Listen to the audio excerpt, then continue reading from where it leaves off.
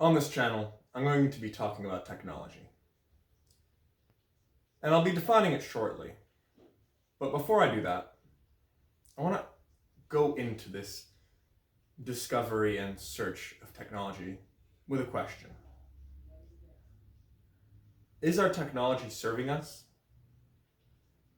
Is our technology doing what we want it to do? We're going to find that technology is all over the place. And you obviously have an idea of what technology is. We're in a technological age.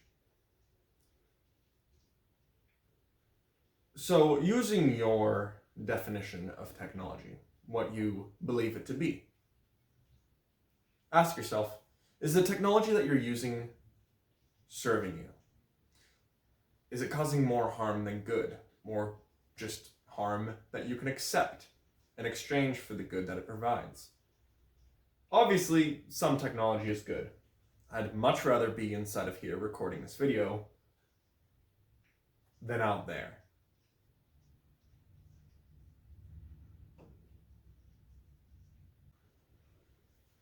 Yeah, it's wet and it's cold out there. And we can consider this house a technology. There's a lot of technology inside of here too. There's a lot that I could live without. In fact, I do try to minimize how much I use. Anyways, there's a lot in here that I couldn't live without either. Things that, well, you could call them creature comforts, or you could call them keeping safe from the weather. A lot of creature comforts, though, that I wouldn't really want to give up. Some things aren't technology, and they're necessities. Water, for example. Now, how we produce water and purify it and collect it, we use technologies for that.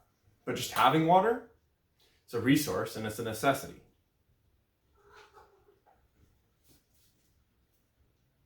There's a lot of choices that we make in what kind of technology we wish to use and how we wish to use it. Though it's not all led by choice, sometimes it's led by necessity or availability. I think we're going to find that technology is a very interesting road that lets us touch every part of the world. I'm starting from scratch too. My technology isn't super advanced. I have a phone with a little tripod stacked on top of a box, on top of a dinner tray table. And I'm mostly just going to be recording from my house using some technology that I do have. Eventually, it would be nice to go out and explore more areas, because some technologies only exist in specific locations because they've arisen from a specific culture. But I think there's a lot you can do with the little you have. And having too much of a surplus is really just inviting in difficulties. The more technology you have, the more frustrating it can be. You might find when you have a computer, computers have a lot of issues. Cars have a lot of issues. An entire society and all the technology built into it and upon it has a lot of issues. But that's not to say that stripping ourselves down to the least amount of technology we can have is going to solve those problems either. It's a careful balance that we're going to be walking. And I don't know where it's going to lead.